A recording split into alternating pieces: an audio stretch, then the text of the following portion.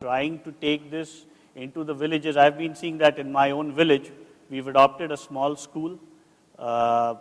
This is a personal effort, not Microsoft.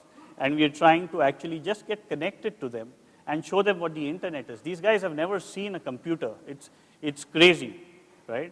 And even though they are regional languages, they are Marathi-speaking people, they can still understand an English keyboard. They're still at that age where language learning is not so much of a problem for these guys. And they want to learn. The question is, how soon can we make it?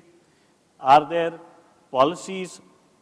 Are there structures that we can put into place or that can actually route it faster? I think one of the biggest issues right now is we're all waiting for somebody else to do it, the government to do it, or the Bill Gates Foundation to do it. So it is charity work which has to be done by somebody offline.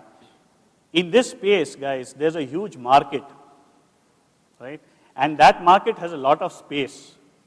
The minute companies, and I'm saying entrepreneurs in India, start understanding this, we will start seeing people take much more local initiative to actually be able to go take that extra mile. We will no longer have to tell an MIT student, why don't you go and talk to somebody?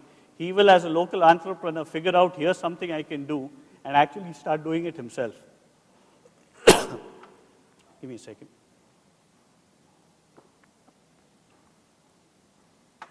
So from pure technology perspective, we are doing a lot to enable this, and that will continue.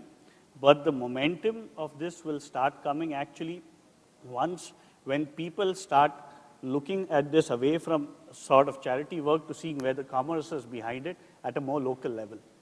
That's what we are hoping we will enable someday. Okay, thank you, Rahul. See, there are many topics which are relevant from a rural perspective in terms of getting an inclusive growth. One of them which the government keeps harping about right now, and they are very sincere about it too, is the financial inclusion. We are hearing about it very often. In fact, the Reserve Bank of India, the Ministry of Finance, they have mandated multiple banks that financial inclusion is something which we need to take it forward. In this country of 1.2 billion people plus, there are 400 million banking accounts in the organized sector. So that means 400 million banking accounts may be available with maybe 200 million unique people, because there are more than, the urban people have more than one account. So as a result, only about 200 million people have real access to the banking services in the country, and the bulk of the population in the country is deprived of this. Can the telecom sector play a serious role in terms of reaching out this, the banking access to the customers at large, particularly in the rural areas, where access becoming extremely difficult? That's a question, that's a moot point. For the banks, RBI has mandated many banks to open multiple million accounts in various districts. They have in fact allocated them few districts in each state, that you take over this district and open several million accounts. Targets were given and banks ended up fulfilling those targets, but those accounts remain as accounts. Hardly any transactions, zero transactions, and 10-20% of the account which had seen some transactions have an average balance of 12 rupees.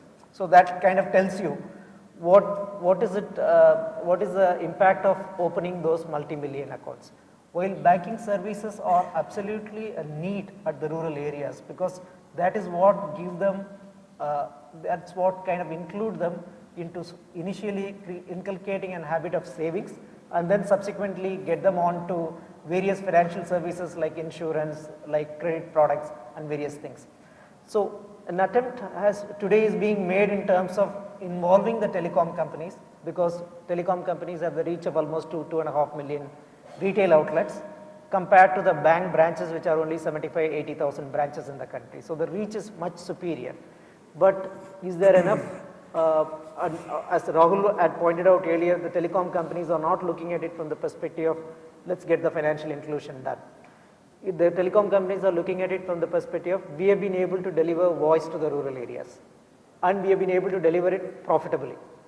So can we also deliver banking services and the mobile commerce at large to the rural areas, and again profitably? Profitability is a question mark, otherwise these are private companies with shareholders. You have to answerable to the shareholders, you have to be answerable to the board and all that. So from that perspective, number of telecom companies are now at the moment doing experiments. These are only at the pilot scales. Sometime in the future, we believe that this will turn out to be something significant.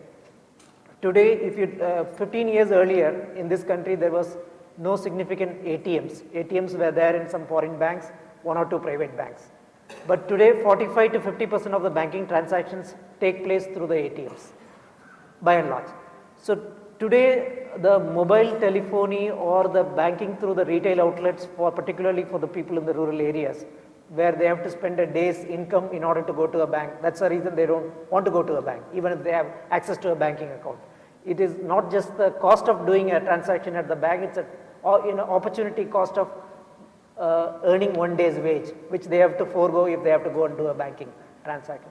If that is available in a cheap, in an accessible kind of a way as the mobile telephone is available, they may end up doing that. And the